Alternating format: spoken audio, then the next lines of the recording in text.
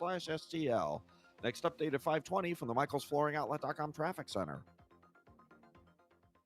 News, traffic, and the latest from the world of sports. This is Rush Hour Sports on 104.1 FM KMOX. I got that.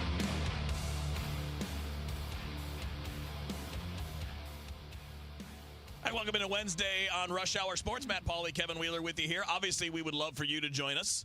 Feel free to drop a message if you're watching on Facebook, YouTube, or Twitter. Feel free to text 314-436-7900. Talking a lot of baseball today. We'll probably be, well, not probably, we will be talking a little more football as we get closer to the weekend. We should talk some hockey. Maybe at the end of the show today and tomorrow, because tomorrow's opening night. Yeah. So tomorrow night for sure, and then a little bit later on tonight too, because I'm a lot. I was thinking about this earlier because obviously this is, quote unquote preview season, right? You're thinking about, what the teams are going to be, what the Blues are going to be specifically here in St. Louis.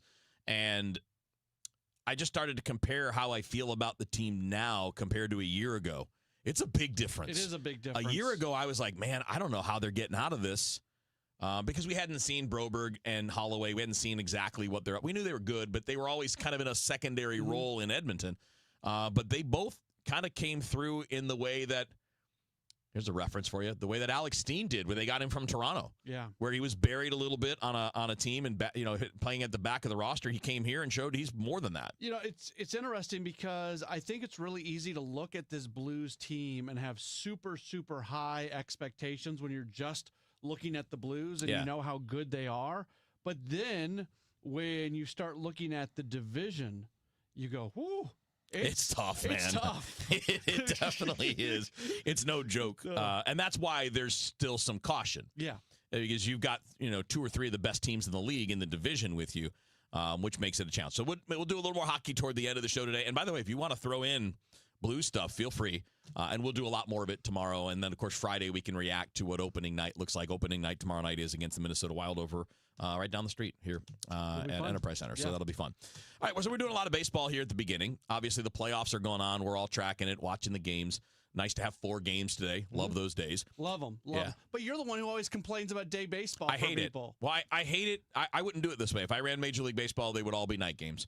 And I love the day baseball. No, I do because I'm the dork that can sit and watch it. But I text with all my buddies, and they're like, I can't take off of work. I can't watch these games. You don't know if you're going to be playing Game 4 or Game 5 when it starts. So you can't plan with your boss and be like, I really think that it should be more like – I mean, no other sport does this.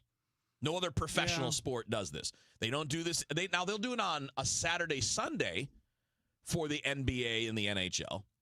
But you will not see a 2 p.m. game in the NHL playoffs on a Tuesday. I'm not trying to be completely not acknowledging the fact that there are some people that don't get to see their team play because it's a day game. But I know, like, some of my best memories are my parents pulling me out of school on days that the Cardinals have day playoff games and me going and going to the game and everything. Let me tell you a little secret. Yeah. You probably would have loved it at night, too. Probably, but it's different. I know. It's different. Because you got to cheat a little bit, right? Yeah. You got that little – I totally get that.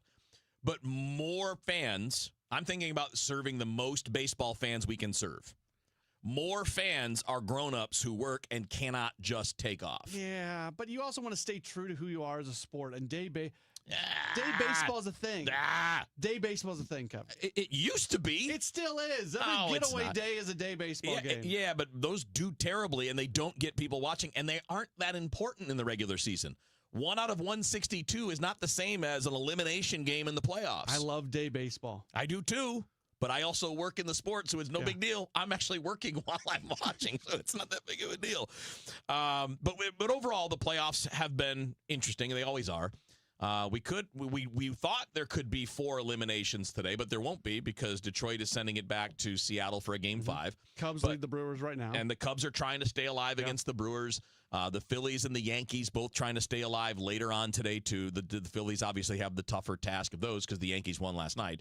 And we're going to continue paying attention to that, and when there are notable things, we'll bring them up. But for us, it's Cardinals offseason. It is. I mean, that's what it is, and in a few weeks, it'll be the offseason for everybody, but we're going to get a little bit of a jump start. And you brought this up a couple of days ago on Monday as a really interesting thing to bring up on the show, and I wanted to do it tonight because I think it's fun to look at the arbitration eligible players, specifically the Cardinals. We're not going to go through the whole league, but this will be something maybe later we start to look at potential non-tenders for other teams that could make sense for the Cards. But for now, we're not going to bother with that. But we can look at the Cardinals arbitration eligible guys, and we'll do that here, and talk about the guys that may be non-tender candidates, guys you might be willing to let walk even though you have team control. Yeah, so MLB Trade Rumors, it's the website. Every year they do their arbitration predictions based on, and they're pretty good. They're very good. They're very close. Yes, yeah. they're pretty good. And here's where my my background is on this. I tend to look at the list, and I think more guys are going to be tendered than end up being tendered. That's where my bias always seems to be. That I'll look at a list and I say, oh, all but one or all but two guys are going to get tendered, and then it ends up being all but four, or all but five, something like that. So I'm not always good on the predictions. This year I look at the list, and there are 9 arbitration eligible players for the Cardinals. Jorge Alcala, JoJo Romero, John King, Lars Nootbaar, Brendan Donovan, Andre Palante, Nolan Gorman, Alec Burleson, and Matthew Liberatore. We'll get into the numbers in a moment, but I look at that list and I see at most 2 guys being non-tendered. I would agree. I think you want to just do the no-brainers first, like the ones you're keeping or trading, right? Yeah. Like there are guys that you may not keep, but if you don't keep them, you would trade them rather than non-tender them. Right. If they have value, you tender a contract. That way you have the right to trade them. So like that's JoJo, that's Lars Nootbaar, that's Donovan, Gorman, Burleson, Liberatore. Those guys are absolutely going to be tendered contracts, and whether they're here or not is just about whether or not they're traded. Okay, we're on the same page on that one. The money on these is not going to be an issue. You know, Nootbaar, the projection is $5.7 million. No big deal. Yeah. You don't have a lot of big salary commitments. That's not going to be something that. Now, again, he's not necessarily going to be here, but if he is, that number's not worrisome to you. I would contend he is the most likely player to be traded. Yeah. That hasn't openly, like Nolan Arenado, they openly talk about it. Of the guys who might be back, he's the most likely. Well, he's kind of in that group where there's a lot of redundancy, left-handed bats for basically DH, first base, corner, outfield. He's 2 years from free agency. He's 27 going on 28. So he's kind of a tweener in where you are as a franchise. Right. If he were 2 years younger, he might not be. Correct. But because he is where he is, and I think Donovan falls into that too, but he's less likely than Newt because he is more valuable than Newt. Yeah, he puts up better numbers. When he plays more positions of a value, right? Yes. And he's more consistent and predictable. But the guys that are the non-tender candidates, John King. Now he's not projected to make that much at $2.1 million. Yeah, I'd bring him back at that number. I wouldn't. It wouldn't be an automatic, but I'm not sure. I'm not sure that John King's a part of your future. No, but I'd bring him back. I'd like to find a different lefty. Look, if I bring him back at that number, and if he doesn't make the team out of spring training and you have to eat $2 million, you eat $2 million. Yeah, I'd rather not do that, but I get what you're saying. Yeah. I'd say I would put the weight on him being back. I would too. At that number. And I think they like him. But it now, would I don't know how Heine feels about him, but I get the sense they like him. But it would be a consideration to not. It can be a conversation, but I would agree with you. The likely outcome would be that you don't non-tender him. The likely maybe you settle, on a number lower than that. Maybe there's a trade. Maybe you're making a bigger trade and another team wants another piece, and that's an add-on. Because by himself, he's not a trade piece. But, as an add-on, like the way the Cardinals got him, that could be. But see, this is my thing with it, is he wasn't effective this year. And he's 31 years old. He's not a part of what you're going to build. I'll get a different lefty, or I'll develop a different lefty. It's not, we saw in 2024, he can pitch. He was okay. But at 31, with no strikeout stuff whatsoever, he was in the bottom 1% of strikeout rate amongst major league pitchers this year. And his expected numbers were worse than his real numbers. So I would personally make the case to not have him back. I would rather save the $2 million. Yeah. But I think you're right. I think the team is more likely to hang on to him. The other candidates would be Jorge Alcala. I keep saying his name wrong. Alcala. I'd keep him. I would too. At $2.1 million, the upside, a guy that throws 98? Yeah. Come on. We've seen him have success as a big leaguer. Right. And all he has to do to have some success is be a little better at throwing strikes. I think there's like 3 groups, the clear yeses. Then I think Alcala's in his own group. He's kind of in the middle, yeah. And then you get to King and the other guy we'll talk about. Right, but I mean, I know Alcala's numbers this year, the 6.22 ERA overall, looks bad. He had a 3.31 with Boston this year in 16 innings. Last year, just 2024, 54 games, 3.24 ERA, a 1.03 WHIP. Like, he's not that far removed from being successful. I'd bring him back for $2 million. Yep. And then the other one is Andre Palante. And to me, the projection for Andre Palante here is $3.4 million, which is not crazy. But he was below replacement level last year by a lot. He has been worth half a win above replacement per year for his entire career. I'm not paying $3.4 million for that guy. I'd let him walk. I hate to just keep agreeing with you because it's more fun when we disagree. And to be fair, I was the first person 2 weeks ago that said, hey, you've said it is multiple Andre times. Palante a non-tender candidate? And he is. He absolutely is. We don't know what the thing that just hangs out there.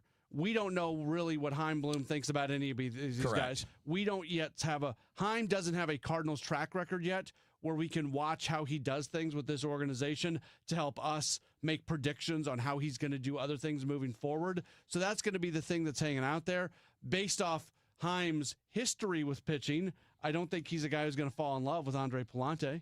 I don't think the profile of Palante is one that Heim's going to be all over. So I guess the other thing that would be out there is, are the Cardinals hell-bent on trading Sonny Gray? Yeah. Because if they are, then there's another spot open in the rotation, so you're going to want to have as much protection as you possibly can.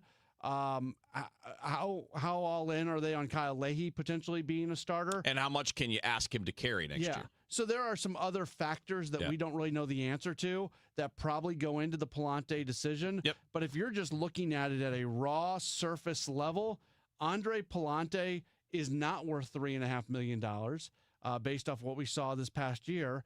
And you can probably get better production from somebody who you'll pay less money to. Well, and here's the thing. Here's why, to me, the non-tender is an easy choice, even if you have concerns about innings. You're going to be making trades this offseason. They've all but said it. Yeah.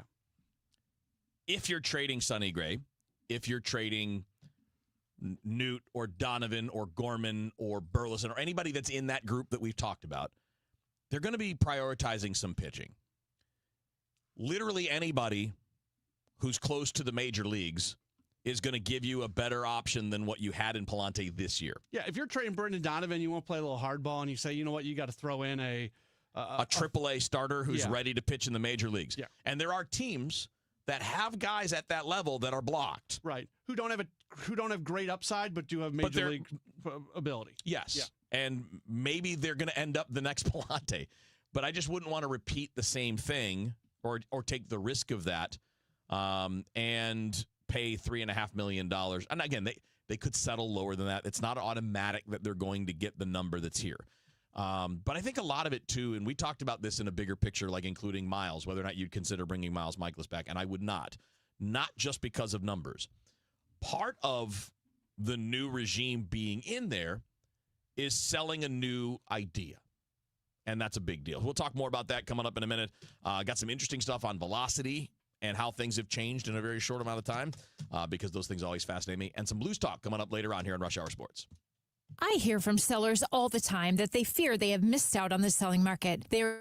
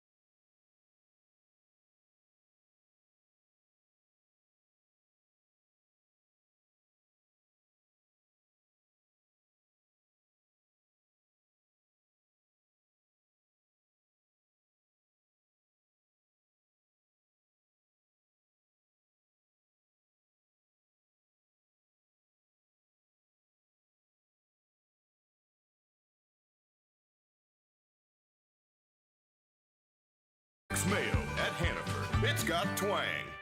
This is Rush Hour Sports on 104.1 FM KMOX.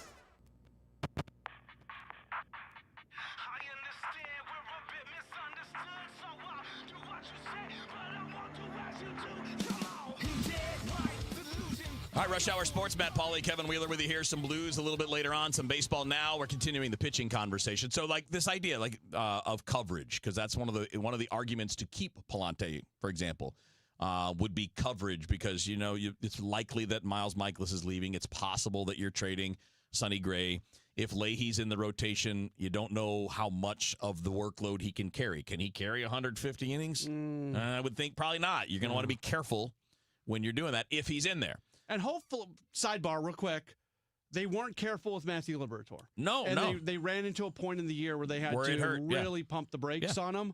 I would just be hopeful that is the one area where they can do things a little bit different, that when they're pushing guys further than they've ever been pushed before, that you find some mile marker points during the season. To give some more breaks in there. Yeah, for sure. We talked about that all season long. Yes. Like, do you need to push back? And we asked about it on Gas House Gang. And every time the answer was no, it's fine, no, it's fine. No, it's fine. Well, and then all of a sudden it wasn't. Yeah, then it wasn't. Yeah. So, maybe you figure out a way to do that better. And then that brought us to, that when we were talking about this in the office, like, all right, let's say you still have Sonny, just for the sake of this argument. You have Sonny, you have Liberatore, you've got McGreevy, and you've got, what's his name? And Leahy. Yeah. So you got 4, and you would need another. Well, Bloom has already kind of said they're going to look at pitching in free agency. It won't be the high end, but let's say you bring in a starter. And now you've got 5, but that's not counting Quinn Matthews. That's not counting Ishan Henderson, who had a really big year. Was he the minor league pitcher of the year for the Cardinals? I know he was a double-A. He was a double-A Texas League. Yeah, he won a couple of pitcher of the year or all postseason All-Stars. He won one of the monthly honors. Yeah. I don't think the organization has named their pitcher and player. But I mean, I think he was is he made the league's postseason All-Star team. Yeah. So again, a guy that had a big year at Double-A, not that far away. And then our buddy Dave Glover's listening on his drive home, and he asks about Liam Doyle, who I think at some point next year is an option. He's a college guy. They put him in Double-A already this year, which is a sign of where they think his ability already is. The only things we don't know about Doyle will be, does he have any physical things that pop up? An injury could impact his timeline. Yeah. And then maybe other than that, just if he has command problems, like if he's not throwing enough strikes. But they're going to be careful with his workload. They're not going to throw 170, 80 innings at him. But at some point next year, he should be a candidate. Yeah, and you don't want to just set him in the big league. There's still some development to happen there, even though he's a college guy. Yeah, I don't know how much, but there'll be fine-tuning. Yes. So I think in a perfect world, if he's on a super fast timeline to get to the big leagues and it's done in a responsible manner, I think you get him to Double-A. You still let him spend month and a half there, 4, 5, 6 starts in there. If he dominates, you get him to Triple-A.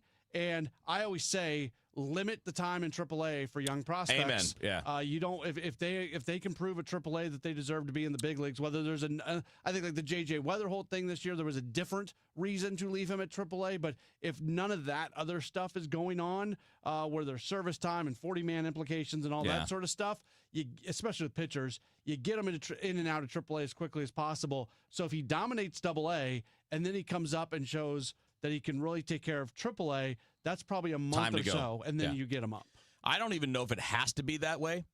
He's not at the level like Paul Skeens was, right? Like Skeens is 1-1, right? He is the top of the top of the top. Doyle's not that, but Doyle's pretty damn good. Like he's a pretty highly regarded prospect. He's already a top 25, 30 prospect by a lot of the prospect rankings groups. But I think the pattern here, the guy to keep an eye on might be Trey Savage from the Blue Jays, right? Mm-hmm. That would be maybe, to me, the longest way to go. 1 year ago, Savage was pitching at East Carolina. And this year, he's starting playoff games for the Toronto Blue Jays. And he didn't come up till late. He only made 3 big league appearances.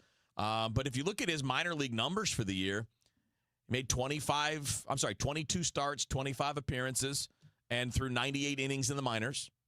I could see something along those lines. But I also, this is different, though, because Toronto's a contender that had a good pitching staff all year. Right. They didn't need him earlier. The Cardinals are likely to be more middle of the pack again and more likely to need Doyle's skill set. To me, it wouldn't be shocking at all if he's here in May or June. I wouldn't force it, but I'm saying it wouldn't be shocking to me. I don't worry as much about the club need as I do about just when do you feel like he's ready. If you are tempted to bring up Liam Doyle early because you need a starting pitcher, leave him wherever he's at. Right. But if he's ready to go, get him up. And to me, there's two things that I got to know about this guy before I'm going to bring him up. Essentially is this. One is just healthy, which is obvious, so let's take that out. But it's just command. Can you make pitches when you need to? Not just throw strikes, but can you make pitches to the parts of the strike zone that you're trying to? As soon as he does that, he's a big leaguer. Yeah. Because the stuff plays. He's not working on adding velocity. He already throws 100, right? He's already got the stuff to get people out. It's does he have major league command? And it doesn't have to be elite command early because the stuff will make up for some of that. But yeah, I think we'll see him next year for sure. But I said the same thing about Quinn Matthews for this year. And but he got hurt. He got hurt. Right. Yeah. If he were healthy, we would have seen him. Probably. And that's another guy that I want them to make sure that, he's got room next year. Like if he comes into spring training and wins a spot, keep him. Keep him. Which kind of argues against keeping a guy like Palante around. Because the more guys you keep around, you sign a free agent, you keep Palante. Now all of a sudden you're feeling, we got to keep these guys. I want the door to be open for Quinn Matthews. He's 25. He's not he's not 21. He's not 22.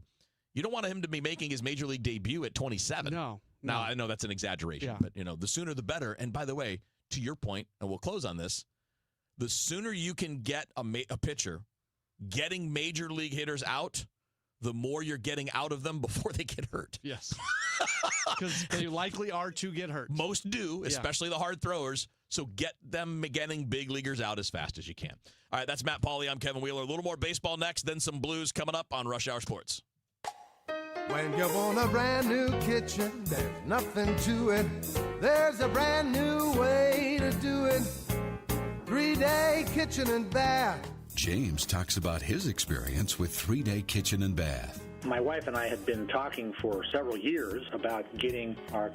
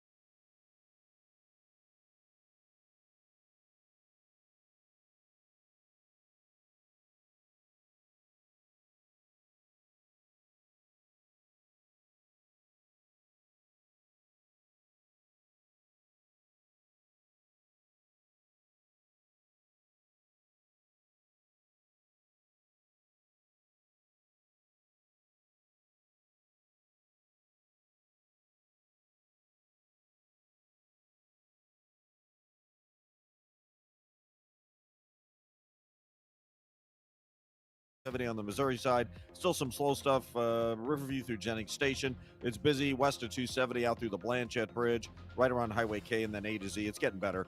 Southbound and northbound 170 still pretty heavy between the point south of Olive and 64. Westbound 64 on the brakes from Kings Highway out to Clayton Skinker, but it's slow to Big Bend. Still kind of slow around Lindbergh, approaching Lindbergh. It goes all the way to 270. Clarkson all the way out to about the Spirit overpass, 94 midway to Winghaven, then just busy at Prospect. 364 approaching Mid River's a little slow. South 270 south of Page through Manchester. North 270 Manchester almost all the way to Olive's busy, and the southbound side still slow. 44 to Gravois, and southbound 55 still kind of heavy, that run between Gasconade and Bates. I'm Roger Brand at the Michaels Flooring Outlet.com Traffic Center. Sponsored by Gloria Lou, with your home sold guaranteed realty, 314-325-6888.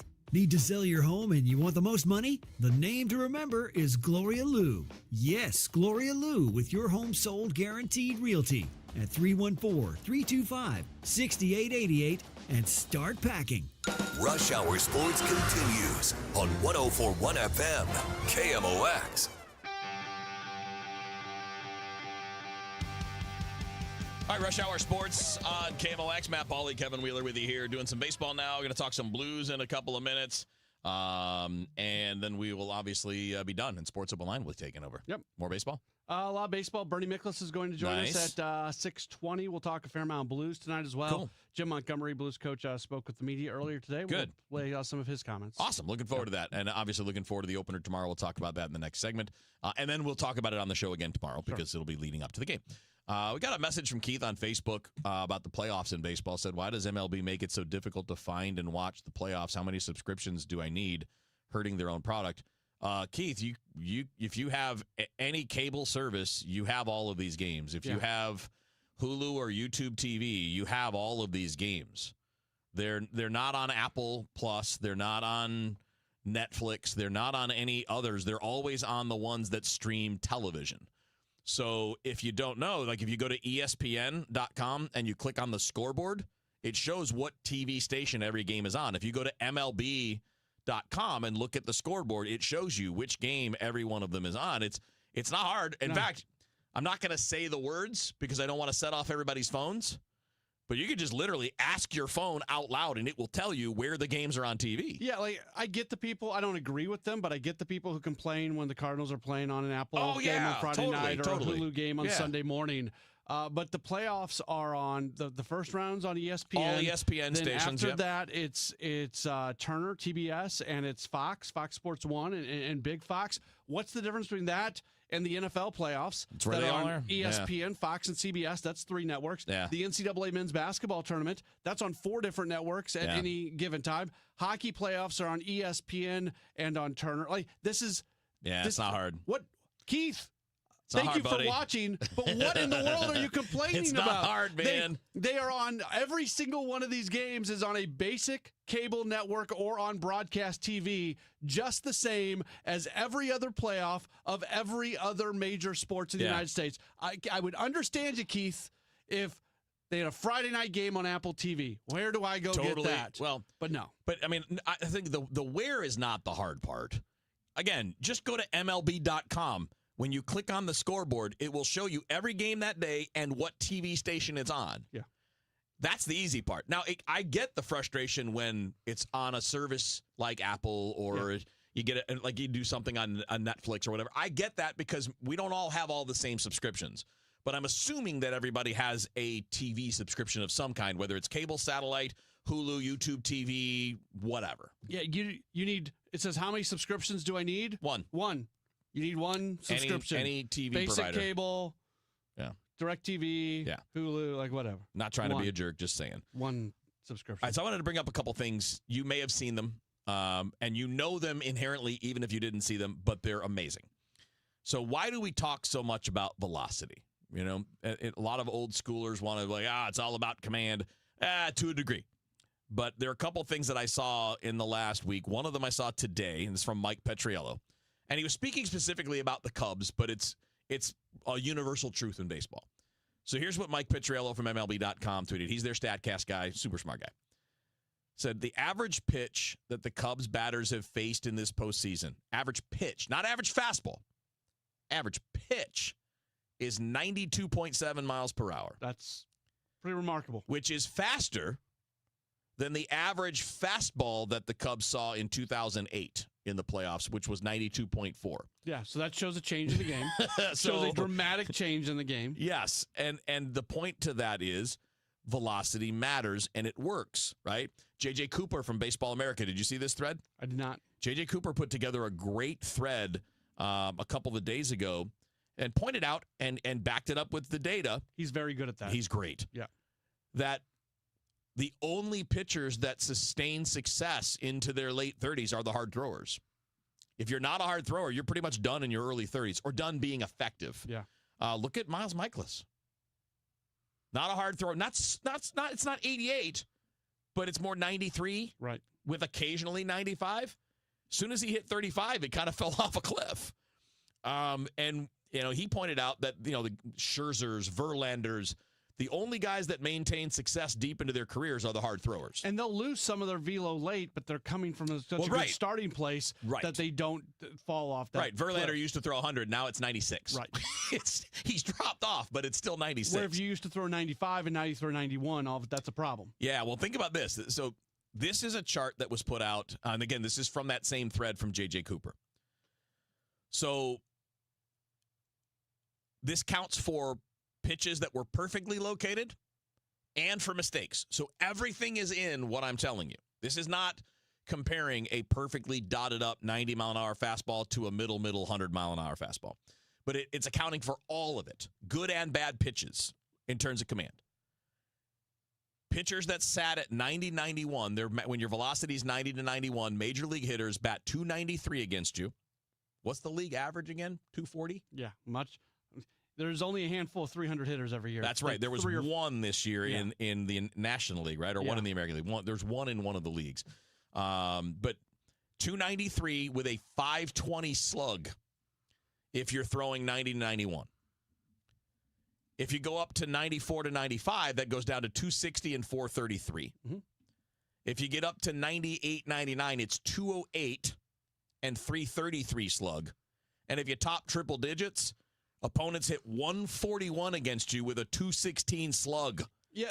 So it's very clear velocity works, and that's why everybody works to throw harder. This is because there's always the people that say velocity doesn't matter. It's where you locate a pitch. And I'm not telling you that location doesn't matter. Location obviously does play a role in what you want to do. But when you present numbers like that, where you can take velocity of pitches and compare it to batting average, slug, OPS, whatever, and you just watch the two go. It's perfect scale, yeah. It is kindergarten math, and there's people who want to push back on it. And it makes no sense. No. I can present to you the harder you throw, the worse the offensive numbers are against it. It is inarguable. Yeah. But there are people who are just so anti what's going on with the game right now that they want to push back on it. They're not pushing back on it because they don't like pitchers who throw fast. They're pushing back on it because they don't like that today's baseball uses terms that they're not comfortable with. Yeah, it's just different way of talking about it. Why do you think Bob Gibson was so good? Because he was a hard thrower for his time. Yeah. I mean, it's a big deal. All right, real quick, we're going to switch up, talk a little Blues. A little bit of a teaser today, a little bit more depth tomorrow right here on Rush Hour Sports. If you're drowning in IRS debt and can't afford to pay, then you need to take advantage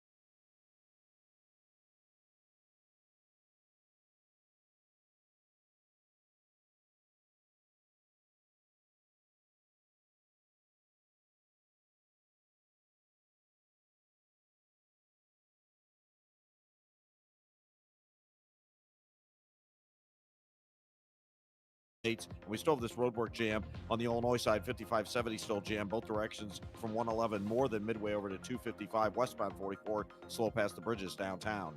I'm Roger Brand at the Michaels Flooring Outlet.com Traffic Center. This is Rush Hour Sports on 104.1 FM KMOX. To all my people's coming up. All right, Rush Hour Sports wrapping up in a few minutes. Sports Open Line coming up after the top of the hour. More baseball, more blues. Bernie Miklasz coming up, so going to have a busy show. It is. Let's do a little bit of a teaser on the Blues. Again, we'll talk more about it in depth tomorrow. Tomorrow's opening night. But I'm more excited right now than I was a year ago at this time. How can you not be? No, you've got a great coach in place in Jim Montgomery. You've obviously seen more from some of your younger players. Jake Neighbors took a big step, I thought, last year. Certainly, the emergence of Holloway and Broberg after, stealing them away sped things up quite a bit. Jimmy Snuggerud's here, probably slated to start the year on the top line. Yeah, I love the top two lines. I do. I actually like the third line too, Yeah, I like it better when you're fully healthy because. What's his name is dinged up a little bit. Yeah, Oscar Sundqvist. Yeah, he's out. He would have which been affects the fourth line because Bukestad can play up. Bukestad moves down. Matthew Joseph moves on to the third line on the wing. I like Jake Neighbors a lot. We'll learn about Pius Suter here. He's we don't know much about him yet. As He's a good player though. Center. A good player, and he's going to help the PK. Yeah, the PK was a disaster last year, so I'm excited about that. And I what really worried me in the past though. Was the defense, was the blue line, like how the pairings work, what your depth is like. And Broberg fixed a lot of that in the second pairing. Mm-hmm. I love the top pairing. But the Cam Fowler deal, like that just seemed like a move to move last year, but he was so good. Right. And now he's got an extension and he's playing with, an experienced guy playing with Parayko. And I'm really excited about Logan Mailloux. I'm really excited about him. He seems like the guy that could emerge into. It takes a while for defensemen, but could emerge into an impact guy soon. Feels like the three defensive pairings all have their own identity. Yeah. When Fowler and Parayko, that's your top line. That's when you need a stop. Those are the guys that are going to be out there. Broberg and Falk, we talked about Broberg. Both can move the puck. Yeah. And then Tucker and Mailloux, that's the group that's kind of the emerging guys and who can really turn into something. We'll see what happens when the games start getting played. It's easy to be, the preseason hype that goes along with it. But I look at things in terms of lines and in terms of pairings, and I look at these and I love it. I love the power play units. I think this team has a chance to be a really good power play club. We'll get more into this tomorrow, but The Athletic did a really interesting piece asking goalie coaches, some former goalies, to rank the best goalies in the world. Bennington ranked really high. Yeah. Not in the elite class, but not far off it either. So I think your goaltending situation is very good. And he becomes elite in games that are very important. Big game guy, game guy, big playoff guy. Yeah. I'm excited about it way more than I was a year ago, and I'm happy about that because a lot of last year stunk. The second half was great, but they're in a good spot now and looking forward to it. Thank you, Boston, for firing your coach. No kidding. Yeah. Have fun tonight on Sports Open Line. I will. That's Matt Pauley, Sports Open Line, coming up next on KMOX. Hey St. Louis, this is Ben Barnett, board-certified master arborist and owner at Timberline Professional Tree Care.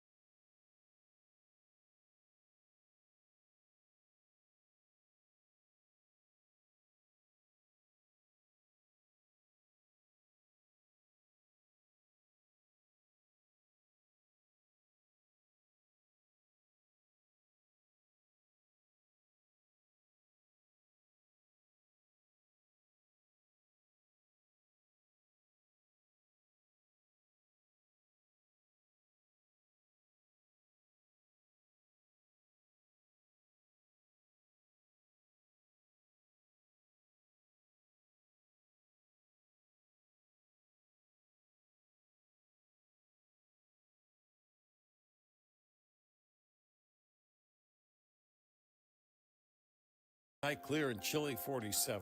Friday, sunshine in control, 78 degrees. Friday night, clear skies, a little bit warmer Friday night, 58, and a little bit warmer over the weekend, but lots of sunshine both Saturday and Sunday. Saturday, 81, Sunday, 84. From the Saliga Heating and Cooling Weather Center, I'm meteorologist Dave Murray on 104.1 FM. KMOX. Right now, we've got clear sky. It is 68 degrees downtown. I'm Michael Calhoun, KMOX News. Come on, let's get going now. From KMOX Sports. We're primed and ready. All day, baby. Man, let's go. This is the Gray Bar Sports Open Live. Gray Bar, your distributor for electrical and datacom needs. On 104.1 FM, KMOX. Here we go on a Wednesday night. Welcome in. It is a Gray Bar Sports Open Line, taking you until 8 o'clock this evening. As always, if you want to chime in on what we're talking about, multiple ways for you to get connected with the program. You can always call or text 314-436-7900, 314-436-7900. You can tweet at me, at Matt Pauley on air, MattPauley on air. And for those of you who are watching on our video stream, all you got to do is leave a comment in the chat. We will see it, and we might just talk about that as well as we go through the day. As far as our guest on the show, we're going to have two of them. Bernie Miklasz is going to join us in about 10 minutes or so, and we'll talk a lot of Blues with him, but we'll talk some Cardinals as well. And then next hour, we're going to be joined by Mike Meyer. He is part of the team over at STL Sports Central covering the Blues. Tomorrow night, it all begins. This is going to be this will probably be the most Blues that we have talked about on this show since the Blues season ended last year. So it is a fun time to be following the Blues. It is a fun time to be a Blues fan. Obviously, it is a year where expectations are high. I mentioned this with Kevin Wheeler earlier. When you look at this team and don't consider the rest of the NHL and don't consider the conference and the division and all that, this looks like a really good team that could go on a deep playoff run. I'm not saying that they're a Stanley Cup contender, but I am saying that they're a team that can win some stuff in the playoffs. But then where it gets a little dicey is when you start looking at the rest of the really good teams in the NHL and just how many of them are in the Western Conference, and more specifically, how many of them are in the Central Division. This division is a really, really tough division, and we'll see what the Blues do in it. But I'm excited for this group. I said this earlier. I'm not just trying to repeat everything I said during Rush Hour Sports, but I just like the way this roster is put together, and therefore how the different lines and how the defensive pairings look. The top two lines, I feel like, can go out and score a lot of goals. Where to start the season, top lines, Robert Thomas, Pavel Buchnevich, and Jimmy Snuggerud. Second line is Braden Shen, centering Dylan Holloway and Jordan Kyrou. At one point during training camp, it looked like maybe Shen might be dropped to be the third line center, and Pius Suter, who you brought in, might be the second line center, and maybe that still ends up happening if the offense stagnates at some point in time.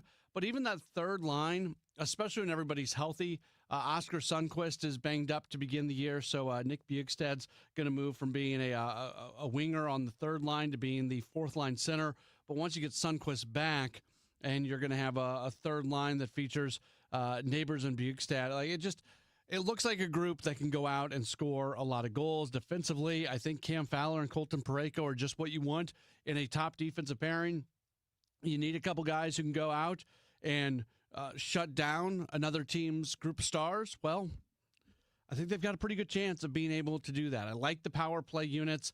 We'll see. I guess if there's one area of like if we're gonna break it down on the 4 forward lines, the 3 defensive pairings, the power play units, and the penalty kill units. If there's one area, and then obviously you have the goalies, but we know what they have in that. If there's one area of those top 4 groups that you look at, the PK, what they're going to be able to do this year, that's still maybe a little bit of a question. But outside of that, I think this team is in a really good spot, and it's going to be a lot of fun to watch how this whole thing plays out. Speaking of fun, baseball playoffs are continuing on. It's been a pretty good run. We're monitoring right now what's going on with the Brewers and Cubs at Wrigley in Chicago, as the Cubs are playing for their playoff lives as Milwaukee leads the series 2-0. Top of the 6th inning right now. Cubs lead the Brewers 4-2. we're at the point now where we're going to start seeing some teams punching their ticket into the championship series. The Tigers were able to stay alive earlier today, forced to game number 5. They beat the Mariners 9-3. Yankees are trying to do the exact same thing. Toronto leads them 2-1. And then, going into the postseason, the Phillies, from a odds perspective, had the best odds to win the World Series. And they find themselves down in their series against the Dodgers, 2-0. And they're back playing tonight with the series going back to Los Angeles. So the Phillies lost their first 2 games at home, and now they'll try to stay alive coming up this evening, and we'll see if they're able to do that. I've gotten stuff wrong on this, specifically to this Brewers Cubs series. I really was surprised that the Brewers won each of the first 2 games of the series and did so in the fashion that they did. I thought the Cubs' power was going to propel them to more success, and that likely that was going to be a 1-1 series coming back to Chicago. Instead, it's 2-0 Milwaukee. So I get things wrong, but as it sits right now, I still feel like the winner of that Phillies-Dodgers series is going to be the National League representative in the World Series. I don't know on the American League side. Man, I can make scenarios where just about all, with all due respect to Kevin Wheeler, the Tigers making it is probably the scenario that seems the least likely to me. But I can absolutely see a scenario where the Mariners get to the World Series and win the World Series. I can see that scenario for the Yankees. I can see that scenario for the Blue Jays as well.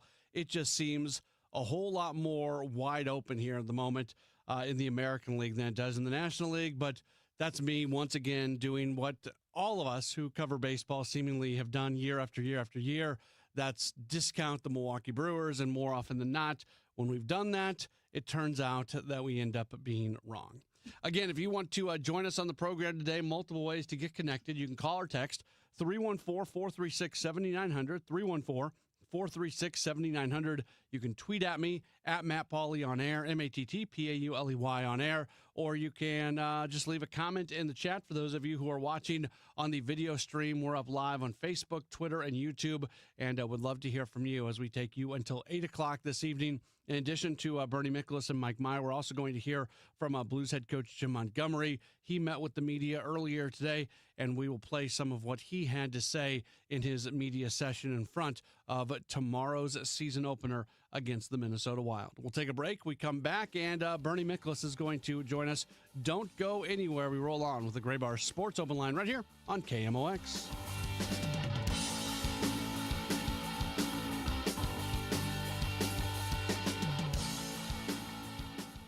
You've got a ton of equity in your home. You're sitting on a goal.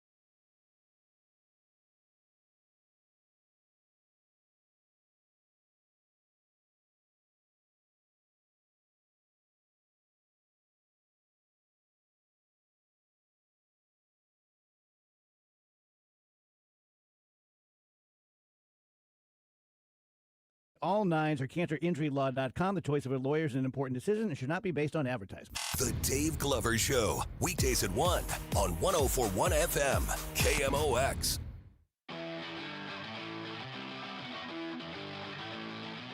It's Great Bar Sports Open Line right here on KMOX. Welcome back in. We take you till 8 o'clock this evening. Right now, it's one of my favorite segments of the week when we get to bring in Bernie Miklasz. Of course, you see him, you read him over at STL Sports Central, in addition to a fair number of other places. He's all over KMOX as well. He joins us right now.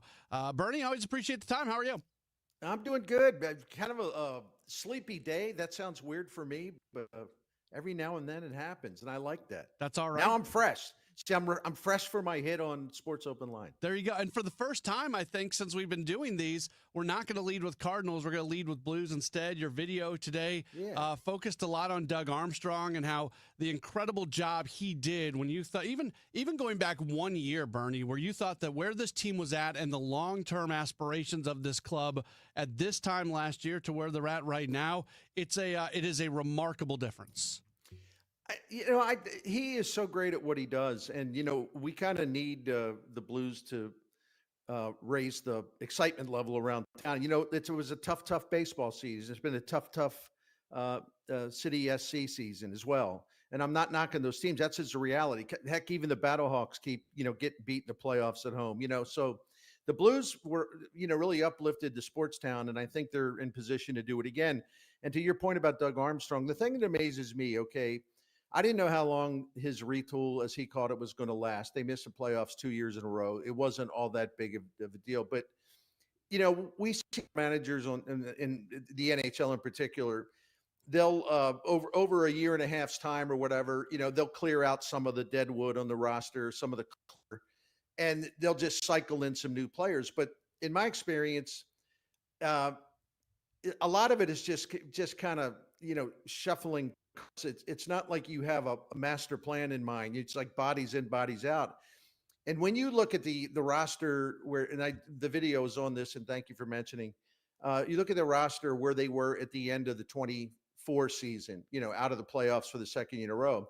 And you look at all the players that are no longer here, but more importantly, it's the players that he brought in to fill those spots. We're talking about some really, really elite players, including Broberg and Holloway. He got through the offer sheet at Edmonton. I mean, all kinds of B plus A level talent. And it's so, he had a plan, and it wasn't just roster churn just to be roster churn, but for a guy to be able to clear out all those spaces, but fill those spaces in with really, really good players instead of just guys, right?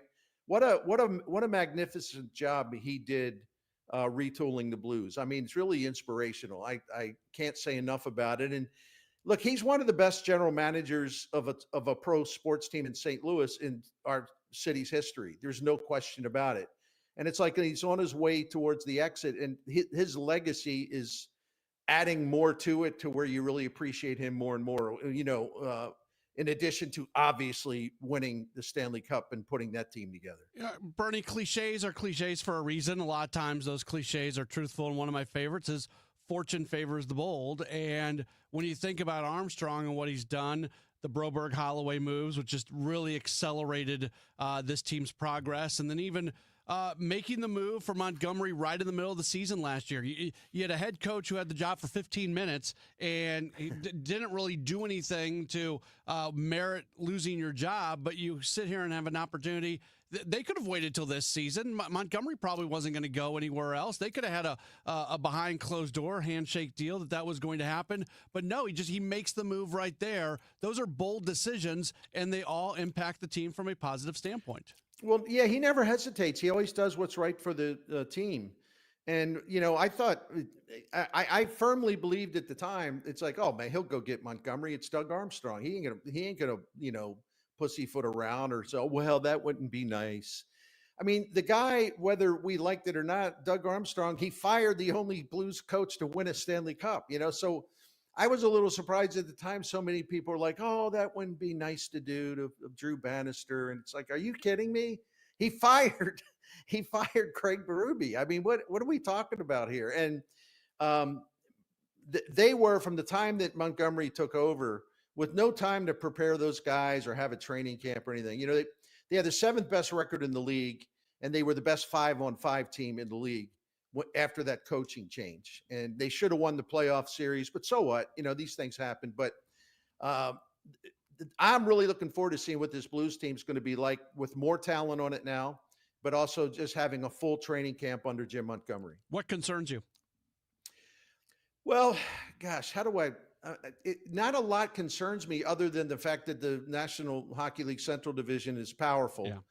And the Blues, they may have close to a 100-point season or go over it a little bit.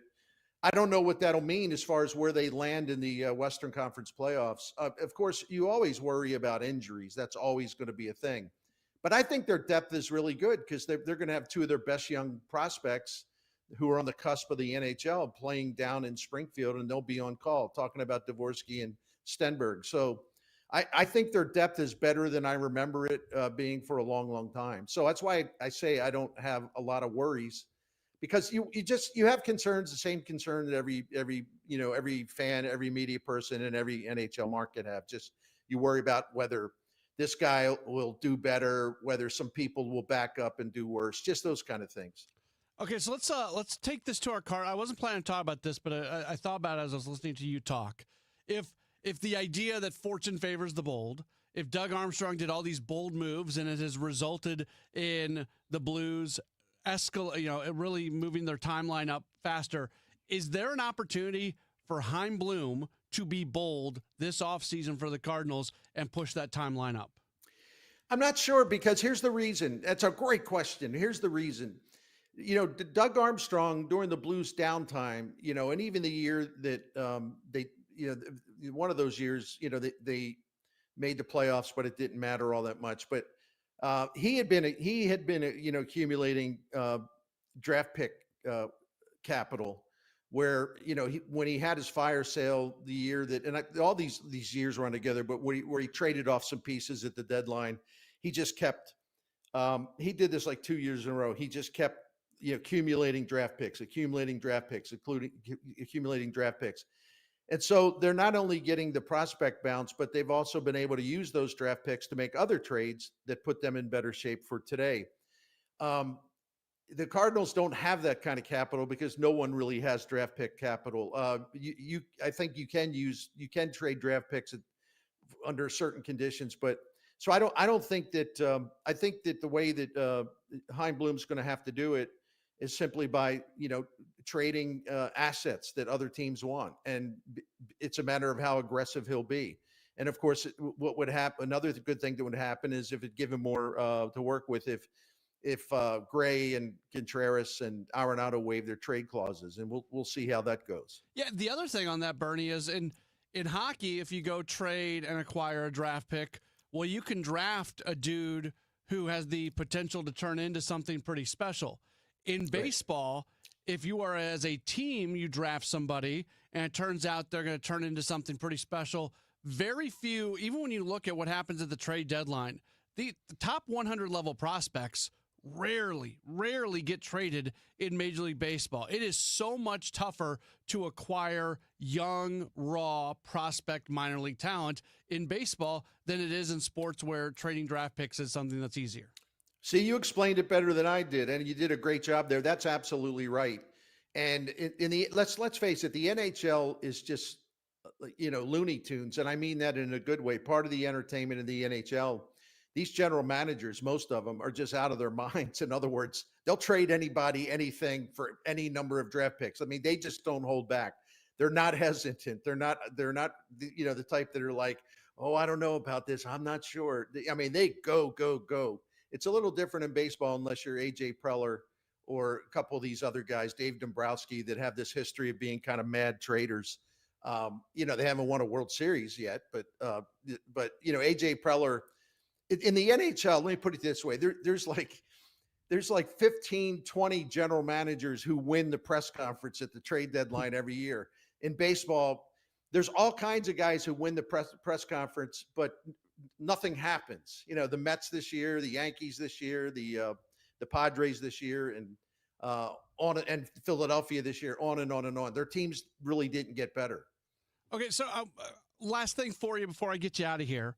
Yep. I give the Cardinals grief all the time about being motivated by fear of the worst case scenario, where you find out whatever the worst case scenario is and you make decisions based upon trying to avoid that, even though it's likely not to happen. And that's not just a Cardinals thing, and it's not just an on-field thing.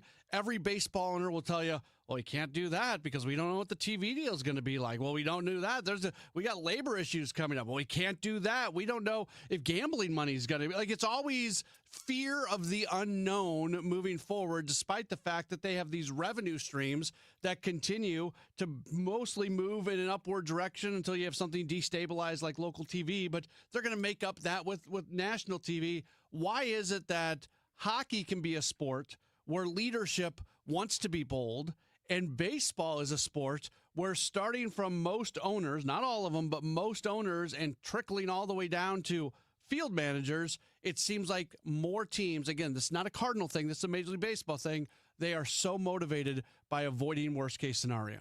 That's really. Hey, would you feel like writing a guest column for me at STL Sports Central? That's a really great take, man. It really is. It's outstanding. So I'm going to steal your idea. Actually, if I steal it, I won't steal it. I'll say, I was talking with my good friend and colleague, Matt Pauley, and he made a great point, and then I'll fill in the rest. So, no, that was good. Yeah, why is that? I don't know. Why are baseball teams, with a couple of exceptions, obviously, why are they so timid or like worried about everything? Looking at the worst case scenario, as you said, rather than looking at it as a great opportunity. I could be wrong about this, but I think it's going to change here with Chaim Bloom, because I think he's going to be really aggressive, and he'll be aggressive in ways that aren't necessarily big headline grabbing moves. He's going to work on the margins, and they're going to be bringing in players that aren't name players, but they're analytics people, and everybody else sees some things where they can make these guys better. That's what the Brewers do all the time. And we Chaim Bloom talked about it the other day when I asked him a question on Gas House Gang about that. And he went on and on and on and on about how the Brewers have figured this thing out. Yeah. So, and I think he takes them as his model. He doesn't need a model because he's got his own background. But like he said, you better pay attention with teams that are better than you, what they're doing. You better pay attention to what they're doing, because you can learn.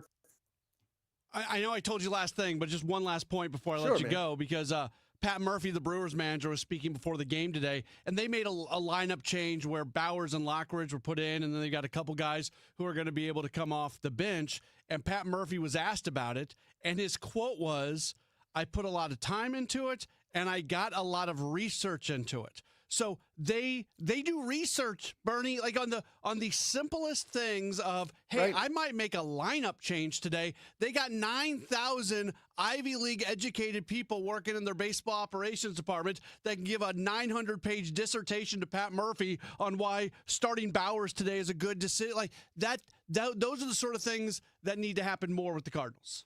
There's no doubt about it, and it will. New man in charge, and it's going to be his way. But he's a responsible guy. He's not going to be a dictator. And just to add something real quick, and what's great about Pat Murphy? He's about as old school a baseball guy as there is, especially just to watch him in the dugout. You can see that. You know what? He knows that front office is absolutely brilliant. Mm-hmm. He knows that it's basically the best in the sport. And instead of being this dinosaur that, wants to push, I don't know, they recommend this, I don't know about that, he goes along with it because he respects those guys and knows how smart they are, which is a contrast to, like, some managers, but it's a contrast to a lot of baseball fans, where they think this stuff is evil. It should be outlawed. It's ruining the game and all nonsense. Information is valuable if you use it correctly. If Oliver Marmol said, I put a lot of research into something, you're going to get there's iPad Ollie again. Like, that's going to be the reaction. No, listen, I love our baseball market, but we have to be honest. Our baseball market is still like stuck in the 60s or something. And I don't know why that is. I love traditional things. I'm nostalgic. I like old school things. But when I have a team and it's my team that I want to see win, I'm like, you better take advantage of every edge provided by information that you can. You better stay ahead of the rest of the pack. Why people are opposed to that, I just am simply astonished because it never stops. Yeah. I kept you long. Thank you for being so gracious with your time today. Before we let you go, though, can you share with us a little bit about Saliga? I'd be happy to do it. Saliga Heating and Cooling has been taking care of St. Louis family since 1927. It's a Daikin comfort dealer. They've been taking care of the Miklas family since, I would say about 17 years now. And in our experience, Saliga has always looked for low-cost solutions to save us money. They start there, and then we work our way. If we got to work our way up because it's a more serious issue, even then, they'll find the expensive solution that they can for us. And they take great care of us. We never have doubted, not for 1 second, their integrity or their professionalism or their knowledge and their ability to handle any job, no matter how big or small or in the middle it is. And they're going to treat you with class. And they service all makes and models. They can handle your heating and cooling needs for home or business. Don't forget your business if you need it. I recommend Saliga's Priority Club. It's a maintenance plan that's going to save you money by extending the life of your current equipment. And you'll receive priority scheduling and have some other perks. But more than anything, you have the comfort of knowing your home is safe and ready for all seasons. So if you want to find out more about all the Saliga heating and cooling the Daikin Comfort Dealer offers, go to SaligaHeatingandCooling.com and you'll see the phone number there. It's Saliga Heating and Cooling. The Bernie Nicholas Report on KMOX is sponsored by Saliga Heating and Cooling, a Daikin comfort dealer. Dan owed an unbelievable amount of money to the IRS. I got behind on my taxes. It's a horrible feeling. He was in denial. And when I got those letters from the IRS, you wanted to act like they didn't exist. Finally, Dan turned to Optima Tax Relief, the leading tax resolution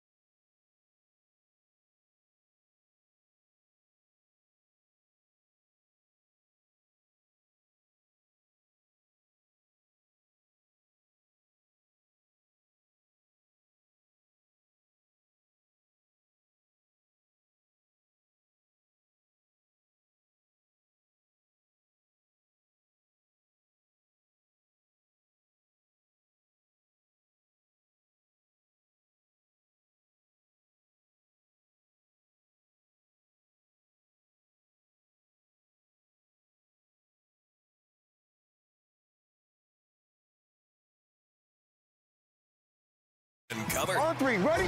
It's Friday football on KMOX.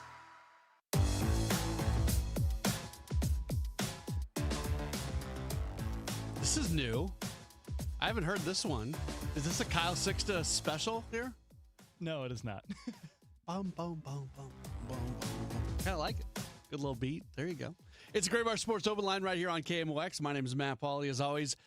If you want to chime in, you can call, text 314-436-7900, 314-436-7900. Tweet at me, at Matt Pauley on air. For those of you who are watching on the video stream, just leave a comment in the chat. If around 1 o'clock, 2 o'clock this afternoon, you felt like a shiver go down your back, this is why. I read from a story that was posted at ESPN.com. And before I even read, let me say this. Like, I am not anti-sports gambling at all. I think you have to be safe with it. I think it needs to be, I think being addicted to gambling is a thing, and I'm not trying to say that it hasn't had a negative impact on some people, but there are a lot of things in this world that people can get addicted to, and it can destroy things. So if you're smart about it, if you've got disposable income that you want to use for entertainment purposes, and the entertainment purpose that you have is any type of gambling, I'm not going to be mad at you. So, working in baseball, we all know about the most important rule that you don't bet on baseball. It's why Pete Rose isn't in the Hall of Fame. We know these things. So I say all that to say this. I'll read from this ESPN story that was written by David Purdom.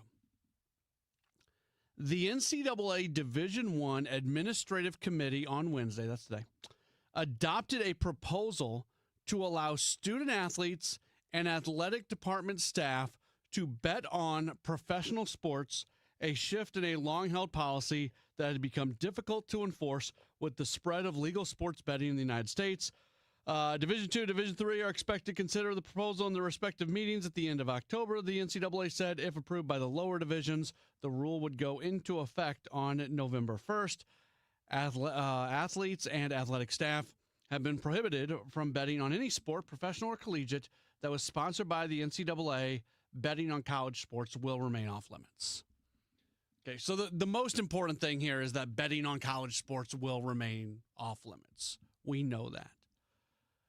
I've worked in college athletics. I've been a team broadcaster for college teams, and at one point, I worked at a radio station where there was a lot of us that were connected to the university, and we didn't even do NCAA tournament brackets because, like, technically, I think that was some sort of violation or could be viewed as a violation. So, even if it doesn't involve sports gambling, like I've lived this of what's going on.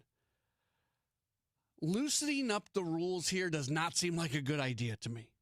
And I know the people on the other side are going to say, hey, they're not betting on college sports, it's pro sports. Why does it matter? And honestly, like I don't have a huge answer to that question. I just know how it feels. This is a feels thing for me. I don't like presenting things from a feels standpoint. I'm the type of person that likes to have more tangible reasons for something. But I just feel icky with this. I don't like the idea of college athletes betting on sports. Whether if I don't want somebody playing for a national championship in football and then being able to bet on the Super Bowl. Like something about that just doesn't seem right to me. So I don't like that. I don't like athletic staff being able to do it.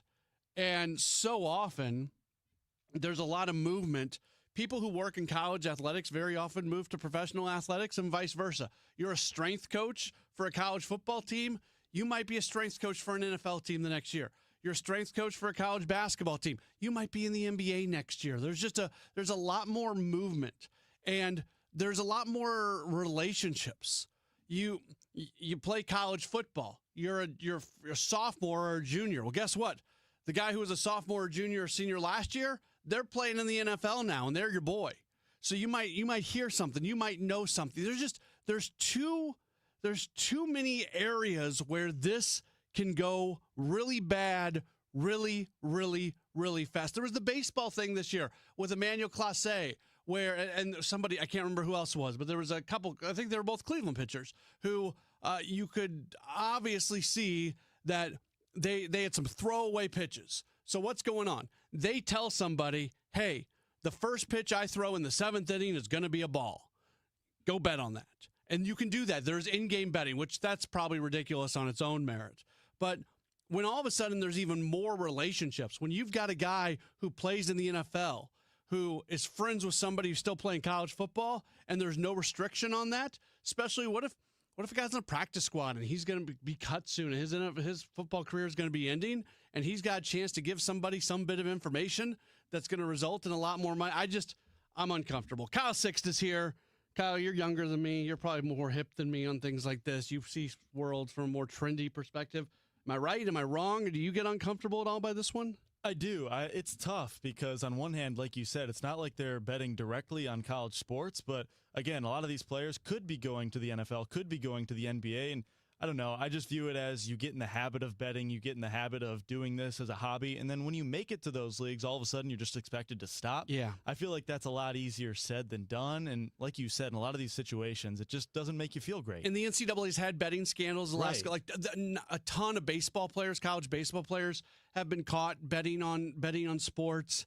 It's just loosening up the rules right now is not the correct. We need to get things figured out where everything's going to sit just in the entire world of college athletics before we start loosening up rules like these. So they're going to go down this path. Look, it's really hard for the NCAA to enforce, right? If a D3 tennis player wants to sit at home and get on one of the apps and bet on Monday Night Football, it's really, really challenging to stop them from being able to do that. And sometimes I think the NCAA changes rules not based off what's right or wrong, but what's based on what's actually enforceable. And these are rules that, unless you're dumb about it, can be tough to enforce. But that doesn't mean that the rules should not be there. And let's even get rid of athletes, like athletic staff. Guess what? I don't want my local athletic director betting on sports. I don't think that's crazy. You know, I don't want to hear about that. I don't want to see that. Like that's no. The athletic staff held to a higher standard. You want to work in college athletics? Guess what? You don't get to bet on sports. Deal with it. It's Gray Bar Sports Open Line on KMOX. Hey, this is Charlie Brennan. Have you noticed loose bricks or missing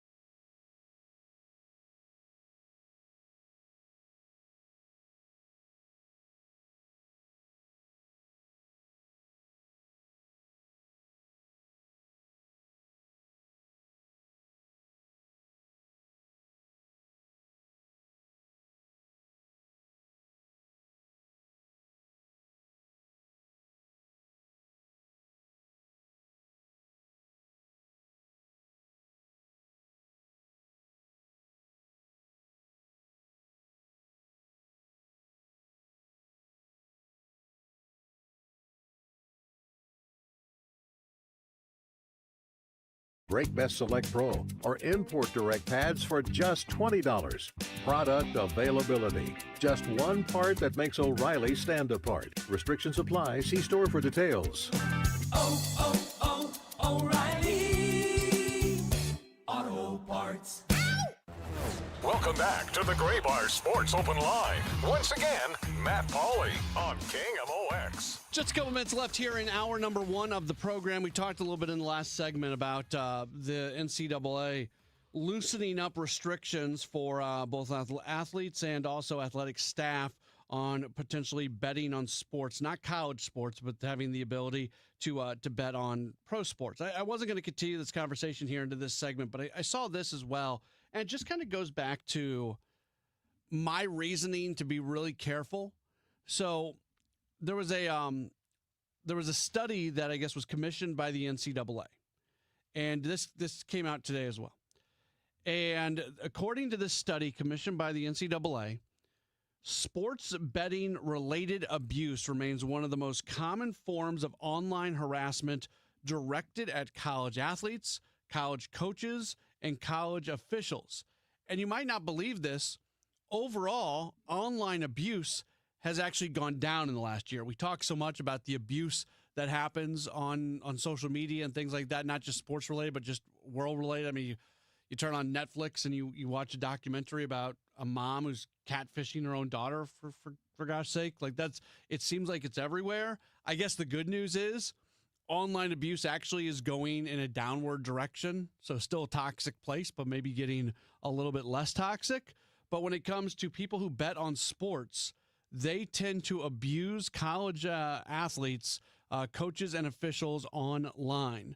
According to this study, betting and match fixing related abuse represents 11% of the nearly 4,000 messages that were flagged by the study.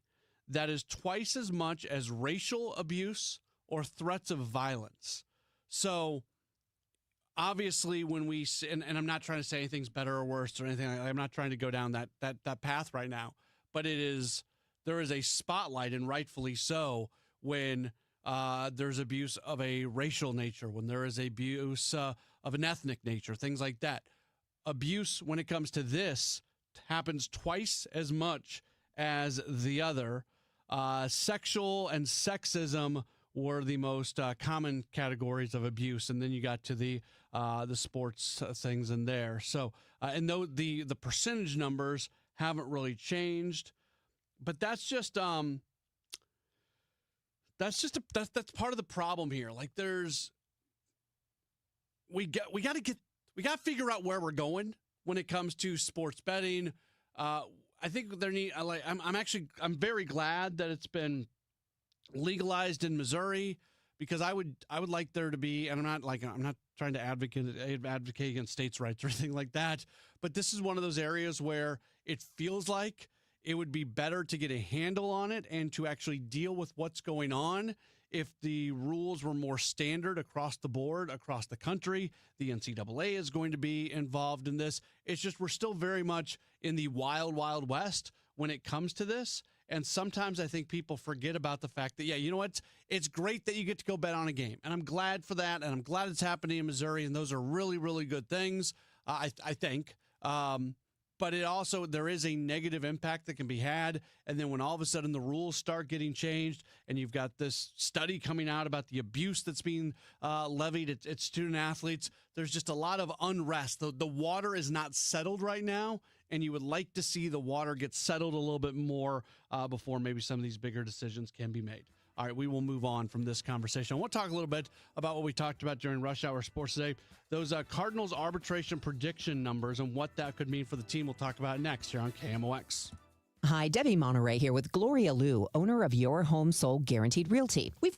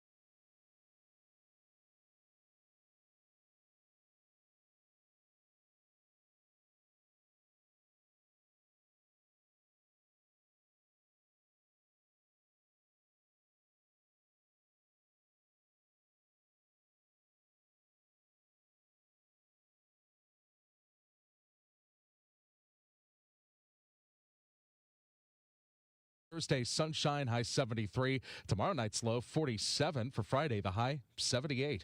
Right now, it's a clear sky, 64 downtown at the Arch. I'm Michael Calhoun, KMOX News. Welcome back to the Gray Bar Sports Open Line. Once again, Matt Pauley on KMOX. We are back at it as we roll into hour number 2 of the program. We're going to do a lot of hockey here in hour number 2 as we're going to talk with Mike Meyer from STL Sports Central. He's going to join us in about 15 minutes, and then later in the hour, we're going to hear from Blues coach Jim Montgomery. He met with the media today in front of tomorrow's season opener, and we'll play back some of what he had to say earlier today. Wanted to go back through something that we talked about during Rush Hour Sports today, and it's a couple days old, but I'd been waiting to talk about till Kevin and I had the conversation, but want to push the conversation forward a little bit more. Every year, the good folks at MLBTradeRumors.com, they put together arbitration projections. So basically, they project how much a player would make if they would go through the arbitration process. And to their credit, they're not, obviously, you're not going to get it 100% correct, but they're pretty close. They're pretty close. So the Cardinals have 9 arbitration-eligible players this year. And we'll go through them and the numbers. Jorge Alcala is at $2.1 million. That is his projection. Jojo Romero, $4.4 million. John King, $2.1 million. Lars Nootbaar, $5.7. Brendan Donovan, 5.4. Andre Palante, 3.4. Nolan Gorman, 2.9. Alec Burleson, 3.5 million. And Matthew Liberatore is at $2.8 million. If you've been listening to me for years and years and years, not years and years and years, I've only been here for a few years, but if you've been listening to me since I got the job and I've been here hosting this show, you know that every year I go through this and I kind of make my predictions on what it's going to look like. And pretty consistently, where I get things wrong is I think more individuals are going to be tendered contracts than actually are. And that is, it always plays out that way. So if there's 10 guys that are arbitration eligible, then I'll say, well, I think 8 of these guys are going to be tendered contracts, and it turns out 6 of them end up being tendered contracts instead. So that's my track record, where I always think that more are going to be tendered than actually are. For this one this year, I'm really confident that most of these guys are going to be tendered contracts. And like Kevin and I were talking about earlier, just because you tender somebody a contract doesn't mean they're going to be playing for you next year. But if you've got an asset, and players are assets, if you've got an asset and you want to move on from that asset or trade that asset, the best way, you can't do that without tendering a contract. So for me, the names that are no-brainers that you pick up are Jojo Romero, Lars Nootbaar, Brendan Donovan, Andre Palante, Nolan Gorman, Alec Burleson, and Matthew Liberatore. And there's going to be, of all those names, I know there's going to be some people that hear me say Nolan Gorman and say, well, why would you, because I've spoken openly about the fact that I'm not as confident now as I was 2 months ago that Nolan Gorman is going to be part of this team from a long-term perspective. The way he finished the season this year, it left me desiring more, and it made me feel like the really good numbers that he put up for 2.5, 3 months starting on June 1st, that those were kind of neutralized out in a way from what he did down the stretch, where you're just thinking about, okay, is this always going to be who he is, that he's a guy who can just not find consistency? And it's not just about going into slumps, but it's about going into long slumps at any given moment. That's a tough player to have on your roster. Even that being said, you're not going to, I don't think you're going to tender, not even if the Cardinals don't look at Nolan Gorman as being a big part of the organization, even if there's somebody that they don't think is going to be on the team next year, which I don't get the sense that any of those kind of decisions have been made. I would suspect that he's tendered a contract, and then at the very least you can trade him. There's going to be interest in Gorman. Now, is he going to have the value that he had 2 years ago, 3 years ago, when he was still a younger player and still at prospect status and all that? No, of course not. Like it's the car theory, right? A car loses its value when you take it off the lot. Well, many times with baseball players, they're going to lose their value when they start playing a little bit, especially if they don't play to the level of which their value can go in an upward direction. And Gorman bluntly has not played up to what I think a lot of people thought he was going to be when he first arrived from the minor leagues. So the questions remain, and this is where Kevin and I talked about today on Rush Hour Sports. Jorge Alcala, $2.1 million. I'd pick that up in a second. And I know the overall numbers this year were not great. He showed flashes. $2.1 million is not a lot of money. And he throws hard. He throws very hard. To me, that's one easily worth picking up. I'll be curious what they do with John King. So King also makes $2.1 million, or is projected to make $2.1 million, excuse me. And he's got more of a track record. He was not especially good this past year. He has had some very good moments during his career.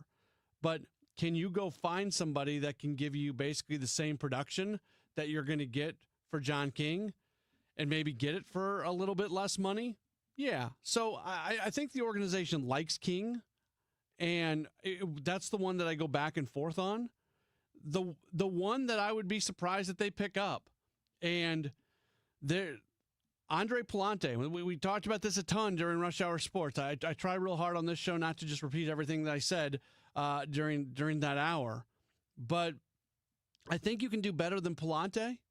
And even though $3.4 million is not a ton of money for a starting pitcher, and even a starting pitcher who a couple years ago had a really, really good half season worth of starting, you're not going to tender contracts to all 9 of these players. And Palante seems like a guy that if he's a replacement level player, or if he's a below replacement level player, which is what his what's his performance was this past year, I don't see the value in picking up that kind, because I also don't think he's overly movable. You know, when we compare, let's go to a hypothetical scenario where neither Andre Palante or Nolan Gorman are valued by the team from a long-term perspective. And there's going to be players who are on the team this upcoming season who bluntly probably are not valued from a long-term perspective, but they're already in the organization. The team's not going to use resources to bring in somebody better, and maybe a trade just isn't going to work out at that spot, so they're going to be around. That's going to happen. So just because somebody isn't for sure in the long-term plans doesn't mean that they're going away this offseason. Some of them will. We know that some of these players are going to get traded away. But if we're comparing Nolan Gorman and Andre Palante at about $3.5 million, Gorman at about $3 million, which one of those two guys has more trade value? I don't think you're going to have a hard time finding a team that would trade for Gorman. He has more of a major league track record where he has shown a certain level of success. He has a skill in being able to hit for power that every team wants more of, and that is one of the skills that results in you winning more baseball games. And I'm sure there's going to be teams out there that feel like if they get their hands on Gorman, they're going to be able to find some more consistency with him than what the Cardinals have been able to do. So I'm not sitting here telling you that you're going to get a top 100 level prospect or anything like that for Gorman, but there's going to be trade value. You can move on from a Nolan Gorman. If you tender a contract to Andre Palante with the idea that you're going to probably move on from him, I don't see where the value is for another team. Maybe somebody takes a flyer on him, but I think in all likelihood, there's just not going to be a whole lot of interest there. So that's where they're at. Again, I get this wrong every year. I get it wrong every single year where I think the team's going to tender a lot more guys than they actually do. And sometimes they don't tender guys, and it's a big deal, and it turns out, like I remember 2 years ago, they didn't tender Andrew Kisner. I was inundated on this show with people telling me how it was the worst decision that the Cardinals have ever made in not bringing back Andrew Kisner, and how dare they do that, a horrible decision, yada, yada, yada. And I'm not trying to denigrate Andrew Kisner. Really liked him as a Cardinal, good player. But, I mean, you look at his numbers since then, hasn't done anything special. You look at what the Cardinals have gone from a production standpoint from the catching position in that time since then. It's been more than like that was clearly and obviously the right decision to make at the time. So sometimes decisions in the moment when you non-tender a player seems a little bit odd, seems a little bit wacky. Sometimes you non-tender a good player because you feel like it's not even going to be worth the return on a trade, right? Like, so again, let's go back to Nolan Gorman. This would be the reason to non-tender a Nolan Gorman, which I don't think is going to happen, but this would be the reason. If the Cardinals make the decision that Nolan Gorman's not going to be part of this team moving forward, and they want to move on from him, and they kind of get a sense of what the return's going to be in a trade, and it's not going to be anything overly remarkable, well, why even deal with it then? You can just wash your hands of it by non-tendering them, or if you tender them, you got to go through arbitration. You got to get the deal done. You got to maybe you don't even get to that point. You got to work out a trade. You're going to get something back, and that thing that you get back isn't even going to be that good. It just wasn't worth the effort. That if they feel like that is what the return would be for Gorman, well, then that would be the reason not to do it. I don't think that's the case. I think they can get something of value for Gorman if they were to try to trade him this offseason. We'll take a break. When we come back, we are going to talk some hockey. Looking forward to talking with somebody that hopefully we talk to fairly often during the course of the Blues season. He is Mike Meyer. He's part of the team over at STL Sports Central. He joins us next. It's a Gray Bar Sports Open Line on KMOX. Rhino Shield is far superior to even the best traditional exterior house.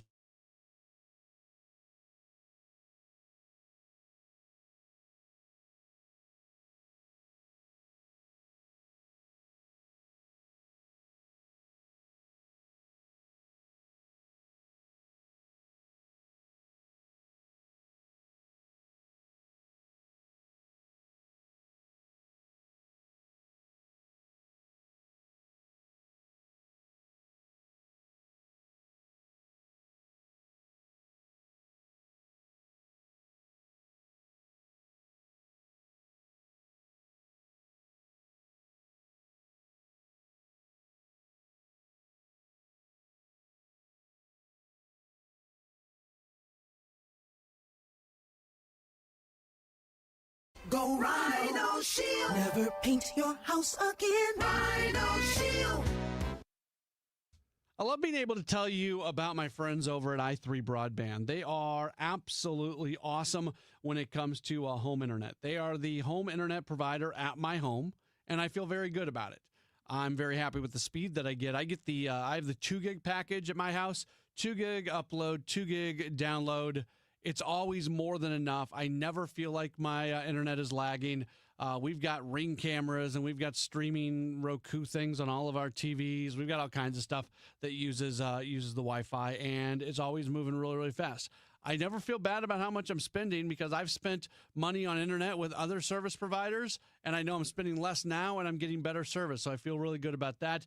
And the thing I probably feel best about is the fact that I know it's reliable. I never have to worry that the internet's just going to drop randomly.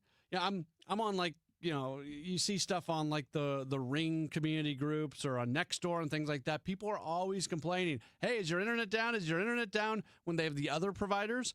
You never see that from people with i3 Broadband because it's so incredibly reliable. See if they're available in your neighborhood. All you got to do is head to their website, i3broadband.com. That's i3broadband.com. You put your address in, and then you go from there, and hopefully they are available in your area. If not, try every once in a while. They're always adding more neighborhoods throughout the St. Louis area. Again, the website, i3broadband.com. Attention. Have you racked up $10,000 or more in credit card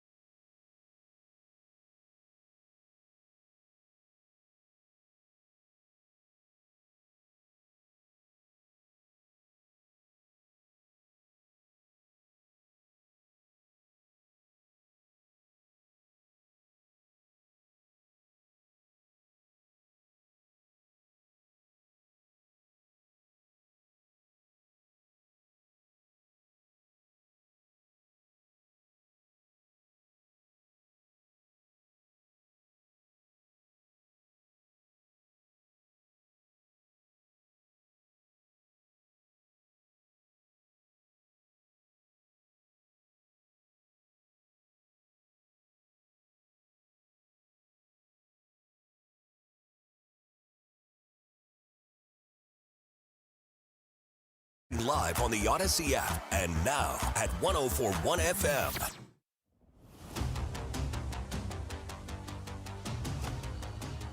It's a Great Bar Sports Open Line right here on KMOX. My name's Matt Pauley. Tomorrow it's going to be a fun one as the St. Louis Blues are set to open up their season.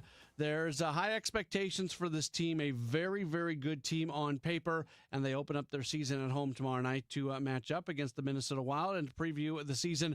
Happy to welcome back on to the program. He is part of the team over at STL Sports Central, covering the Blues, doing a lot of coverage of the Blues, both just during the week and their post-game shows and everything. He is Mike Meyer. You follow him on Twitter at M_MEYER3. Mike, thanks for spending some time and coming back on Sports Open Line. How are you?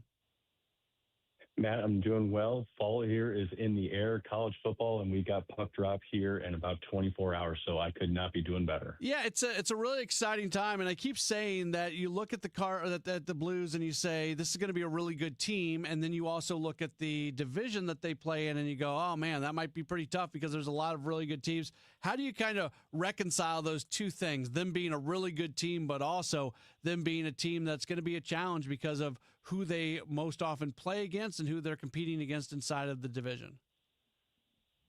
Yeah, you nailed it. This is absolutely going to be a really tough division. I think one of the biggest challenges here for this entire division is going to be health and depth. Health here, obviously, if your guys are able to stay healthy, you have a better chance at them, to put the puck here in the back of the net, defend, and just be able to help put some points here on the board. But bottom line, it's going to be able to come down here to depth. And when you're looking around at some of these big powerhouse teams, your Colorados, your Dallases, a bunch of these guys, you're starting to lose some of their scoring depth here as some of these guys are moving on, taking bigger contracts here elsewhere. Winnipeg has unfortunately lost some different talent here across the league, and they're starting to move on, and some of their depth I think is going to be challenged, and that's going to be an advantage here to the Blues, who I think you can confidently say here at this point that they're able to roll four lines, and they're not just looking to defend here with that third and fourth line, but they're looking to be able to get the pucks in deep, and they're looking to be able to take those scoring chances and those opportunities and really be able to score here on those last minute goals. So if the Blues can be able to stay healthy, Lord willing here, they're going to be looking here, pushing at the very least for a wild card spot. But I think I can at least conservatively say looking here at one of the top three positions in the division. The third and fourth lines did take a little bit of a hit with Oscar Sundqvist going out to injury, and it's not expected to be a long-term injury, but they do move Nick Bjugstad off the wing on the third line and move him to the fourth line center, and then somebody like Matthew Joseph can step into that third line to work along Neighbors and Suter. How much does that domino effect impact just the idea of being able to roll four lines like you just said? Well, I think it's going to give their depth a real chance to show what they have. Right now they gave Alexander Texier a chance. Matthew Joseph looked great here in the preseason, like he's earned that spot, especially here if they wanted to put him here in the fourth line. I think they're going to be rolling here with him right now here on the third. But a guy here like, again, Texier, he's going to be able to show what he can be able to do here in the lineup. And regardless of what they want to do here with Milan Lucic, and if they choose to move forward here with him, he can be able to add a bit of an added piece of depth here to the lineup here in and of itself. So I think, that it's just going to give them some strength and some opportunity, but to see really just where this depth here is at, and if they do need to end up recalling somebody here from the AHL so that they can be able to continue to just feel to increase and raise up that floor. So this is just going to be a great time here for them, again, to see what they've got. I don't mean for this to be a negative conversation because I'm so positive about the team, but you mentioned Texier, so I asked. This is if you want to talk about a frustrating player, because at times the flashes he shows that he can be a really, really good player, but then from a consistency standpoint, he just doesn't do enough to stay in the lineup, and it's very frustrating in that sense. Yeah, and that's I think that's a pro and a con here for it because, like you said, he has shown flashes here of it, and he needs to be playing in a middle six position. But the problem is that the Blues have so much depth here on the wings, and so for a guy here like him, he has to be willing to go out there and be able to give his all every single shift. But if you're trying to be able to do this and prove that you deserve to be in the lineup, and be able to get some higher ice time and take that away from a Pavel Buchnevich, a Jake Neighbors, and so on and so forth, you're talking about some tall tasks at this point in time. So This is, again, where, you have an injury that comes up, and he can be able to show and prove that he is at least a worthy piece to stay here in the lineup. But this is a guy who absolutely just needs, I think, more of a chance, and hopefully the Blues, he's going to be able to reward the Blues here throughout at least the first couple of weeks. So that top line has Jimmy Snuggerud on one of the wings, being centered by Robert Thomas and Pavel Buchnevich on that line as well. How much of a benefit can this be for Snuggerud? A, working with two established veterans.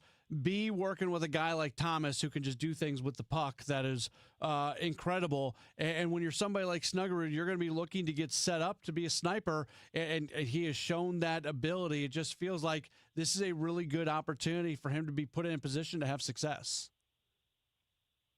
Well, to come in here as a rookie and to play top line, I mean, it's almost unheard of here in the NHL. And we have seen, for fans who have paid attention to him here, not just in the NCAA, but of course, at the World Juniors here on an international stage, this guy has an absolute cannon here of a shot. And to be surrounded by world-class playmakers here in Pavel Buchnevich and Robert Thomas, that is all the more better here for him to be able to just keep putting the pucks here in the back of the net. But as fans saw here as well throughout the preseason, he can absolutely be a playmaker here as well. And I think that is what surprised a lot of people, because you keep hearing about this shot that Jimmy Snuggerud here has, but then you see plays that he makes, and I don't think some of his line mates were expecting him to be able to make a centering pass from down below the goal line, for him to be able to make some of the different passes and feeds, because this guy just sees the puck so clearly. He sees plays before they end up happening. And so I think it's going to be even a little bit more of an adjustment for his line mates just to get used to how much that he sees and how clearly he sees the game here in front of him. So the sky's the limit here, I think, for a world-class player, and I think a future St. Louis favorite here in Jimmy Snuggerud. There's so much pressure on top defensive pairings to be able to shut down other teams' top players.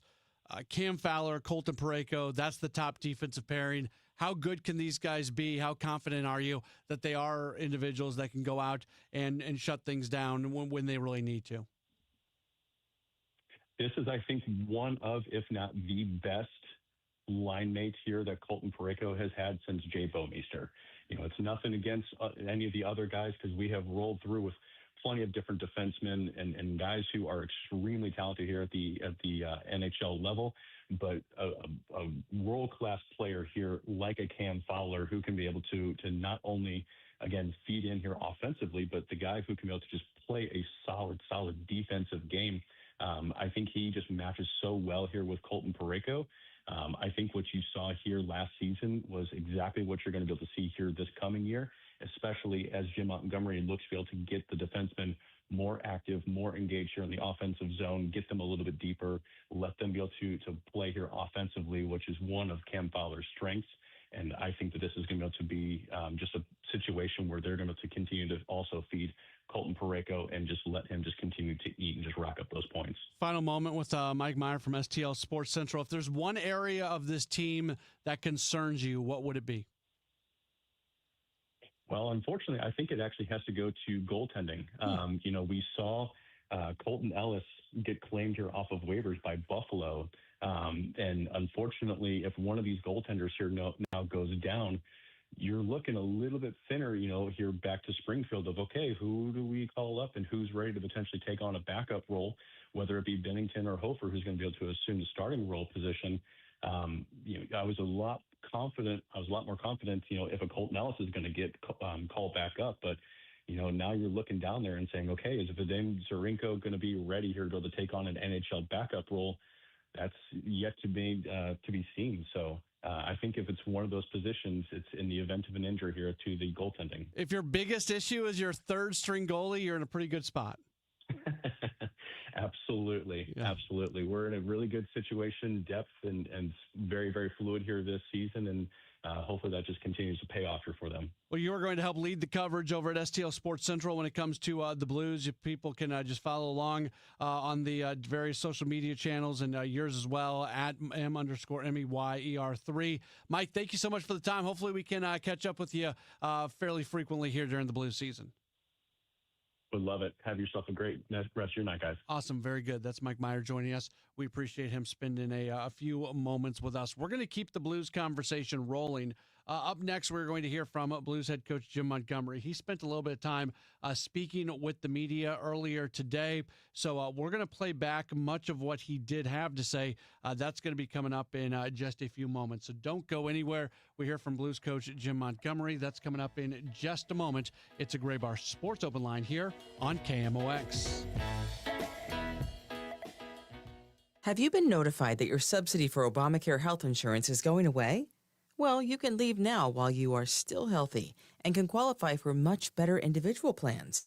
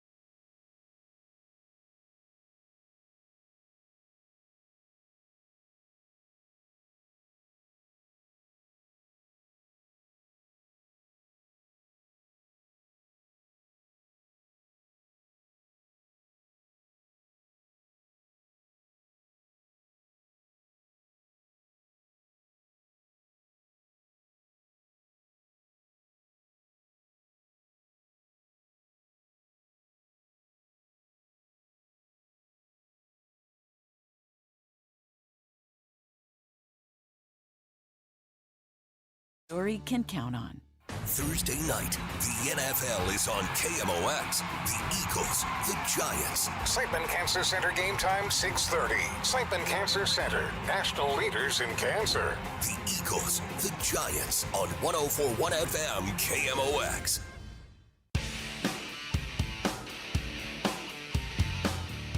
Back at it. It's the Great Bar Sports Open Line right here on KMOX. My name is Matt Pauley. We are taking you until 8 o'clock this evening. Tomorrow, it is a big day here in the city and a big day for the St. Louis Blues as a season with a lot of optimism. It officially begins tomorrow as the Blues are going to be in action at home as they're going to match up against the Minnesota Wild. We're going to have a little fun with audio here as head coach Jim Montgomery did meet with the media earlier today. Won't play some of what he said as he looks forward to the season opener tomorrow. And there seems to be a lot of optimism about what this team is going to be from a power play standpoint. It feels like the groupings that they have are going to give them an opportunity to have a fair amount of success with the man advantage. One big part of that is being able to get into the zone quickly. And for Montgomery, he talked a little bit about today about what needs to happen for them to get entries into the zone as efficiently as possible. It's really important people finish their routes on our entries so that we have the extra players, so we should be able to, even if we can't carry it in clean, we should be put in areas where we're able to win first touch battles and move pucks away from pressure.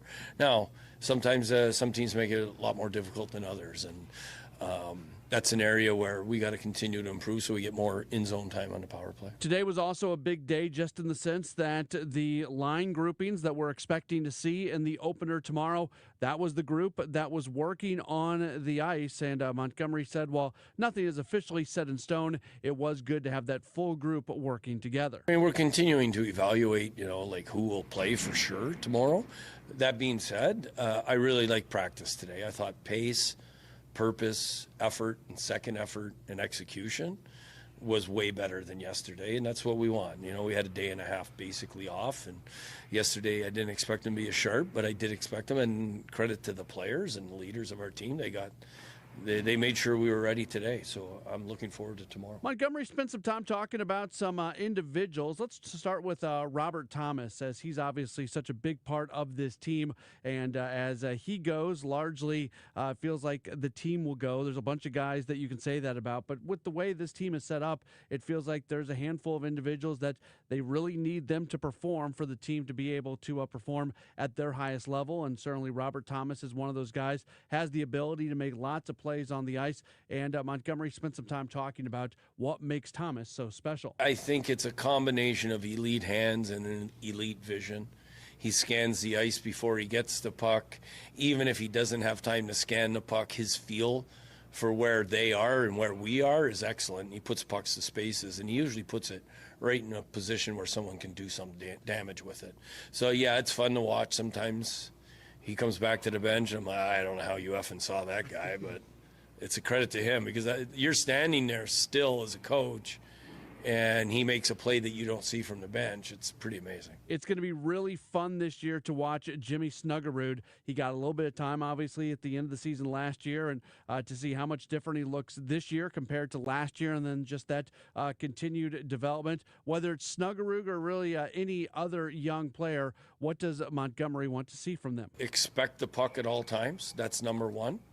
And number two is, get yourself in position to receive, to score. Whether it's off the rush, driving back door, whether it's in the offensive zone, getting inside the dots, not outside the dots. So when he gives it to you, you've upgraded your scoring opportunity. And then Pavel Buchnevich, he is that whole line, as we talked about Robert Thomas a moment ago, then Snuggerud, now we talk about Buchnevich. That, as it is right now, is set to be the top line. Montgomery talked about Buchnevich, where he's at right now, and what he has to do to get the most out of his abilities. Well, I think he's done everything he has to do as far as being in real good shape, being healthy right now. And then the rest is just trusting his instincts. Another guy with high-end offensive and defensive instincts.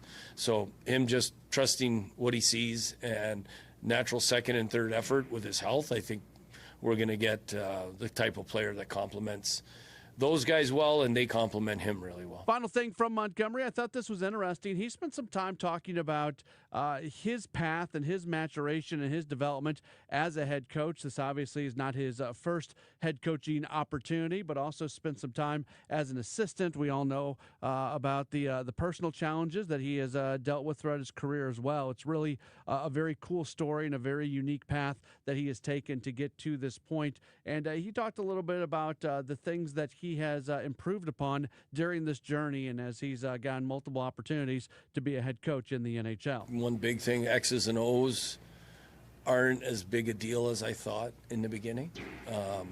They're still very important, but managing people is way more important. Knowing when to motivate the team, when to pull back and let the captains push. I learned that a lot in Boston.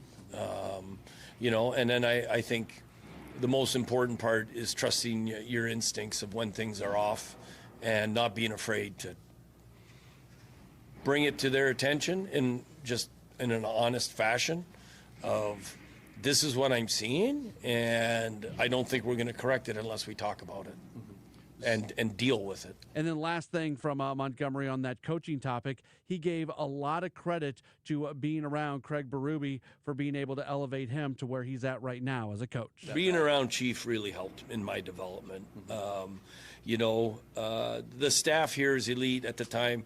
Otter and Davey and Rhino, I learned a lot from in all facets, but Chief, just how he handles the room, how he handles people, how he holds people accountable in a real simple and direct way. There's definitely things that I learned from. That's Jim Montgomery, the head coach of the St. Louis Blues. As we will take a break, we'll come back and we'll wrap up the program. Again, Blues open up their season tomorrow against the Minnesota Wild. We'll have just a quick show tomorrow. We've got a Thursday night football for you tomorrow evening. So we're going to be on for just a half hour, but we've got the Eagles-Giants game. Coverage begins at 6:30 tomorrow, so we'll have you for Rush Hour Sports 5 to 6, and then Sports Open Line 6 to 6:30. But before we get to that, we have to wrap up today's program. We'll do that in just a moment right here on KMOX. In the fight against Alzheimer's, now matters more than ever because now we have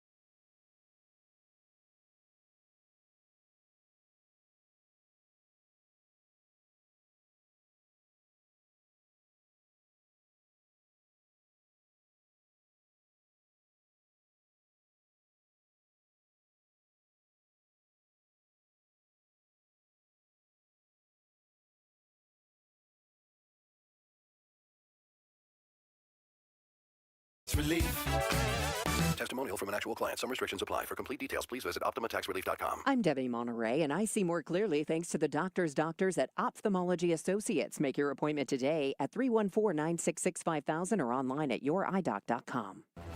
Welcome back to the Gray Bar Sports Open Line. Once again, Matt Pauley on KMOX. We're back at it. It's a Gray Bar Sports Open Line right here on KMOX. My name is Matt Pauley. Starting to wrap up the program. Just a half-hour show tomorrow, 6 to 6:30, leading into Thursday night football. But we will have a full 5 o'clock hour, the Rush Hour Sports program. Myself and Kevin Wheeler coming up tomorrow. I wanted to talk a little bit about today some news that had come out earlier that there was a Hulu documentary that was supposed to follow Bill Belichick and North Carolina football this year, and it's not happening. There's been a lot that has happened with Bill Belichick, a lot that's happened at North Carolina. And when I first wanted to talk about this tonight, I kind of wanted to focus on kind of the sadness of the situation, because Bill Belichick is an all-time great. He's an all-time behemoth in the world of coaching and in football. And whether it's the stuff that's happened with his girlfriend, the very young Jordan Hudson, some other things that have happened with him, it's really turned into a sad situation. And at one point there was talk about doing a preseason documentary with the HBO Real Sports people, and then that got squashed. And the reason that got squashed was that evidently Belichick didn't want something out there that didn't show basically how the story finished. So the HBO documentary, the Real Sports folks, they would have just followed him during preseason camp, and then it would have been done. So when the Hulu thing came forth, it was going to be something that showed the entire year of Bill Belichick's first year at North Carolina, so you were going to get the entire story. Now, there was always going to be editorial control from Belichick in North Carolina and his girlfriend. In fact, there was a memo that was sent out at one point from North Carolina that basically said, if you see Belichick's girlfriend on the sideline, there is a reason for that she is going to be involved in the video side of things. So that's what's going on. Well, that was squashed, and that's what I was planning on talking about today. We're going to bypass that because of what is really breaking over the last few hours. There was a handful of tweets that were sent out from Ali Connolly of the Read Option and The Guardian. And inside of these tweets, just want to make sure I give credit where credit is due. It's citing unnamed sources. One of them said, Bill Belichick has already discussed buyout options with North Carolina's hierarchy. He has signaled a willingness to trigger his own $1 million buyout if he can find a soft landing spot with another team or in the media. You would think another team would be potentially in the NFL, where he is obviously a better fit. Another one of these tweets said, members of Belichick's coaching staff have already spoken to other schools that are expected to be in college football playoff about taking on roles during the postseason.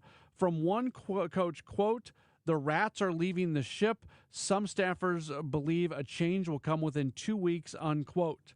And then another one that read, Bill Belichick's communication with his staff in the past 2 weeks has been described as weird and distant by multiple members of the North Carolina coaching staff.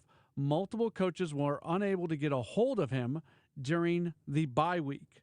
It has also been reported that there might be some recruiting things that have happened that were not supposed to happen. So it's not really as clear what's going on, but an unnamed source says there have been many other violations that have occurred, many on the recruiting front.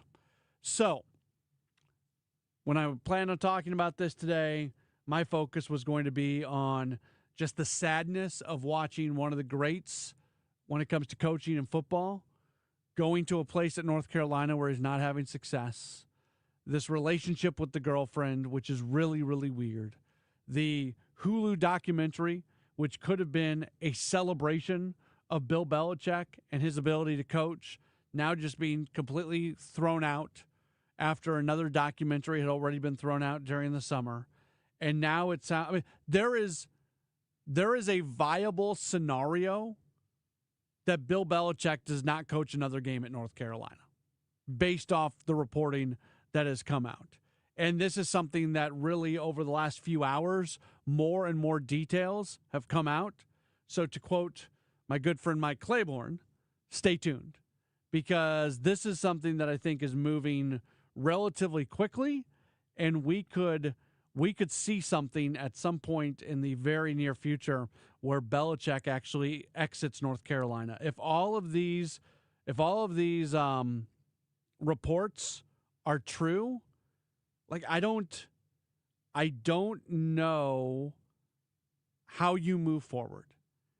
And there is a certain level of culpability with the leadership at North Carolina for thinking this was going to work. Because there are some guys who just are not built to coach college football. In many ways, being a college football coach is tougher and more challenging than being an NFL coach, because you are dealing with so many other. In the NFL, you got to coach the players that have been given to you, and you got to win. In college, you got to go find those players. You got to recruit. You got to be good in the living room. You have to keep those players before they transfer out. You have to deal with boosters. You have to deal with so many other things. You're dealing with kids. I got to go to class. Like, it's a different world. And it does not seem like that world is suited for Bill Belichick here at the moment. And again, there's a possibility we've seen the end of Bill Belichick coaching, period. I would think that at some point there's got to be an NFL team that would give him another opportunity. But right now it does not look good for his immediate future at North Carolina. That is just about going to do it for the program. Again, I'll be back with you 5 o'clock tomorrow along with Kevin Wheeler for Rush Hour Sports, then 6 to 6:30 leading into Thursday Night Football. Thanks to all of my guests who are on the program tonight, and we look forward to talking to you again tomorrow right here on KMOX.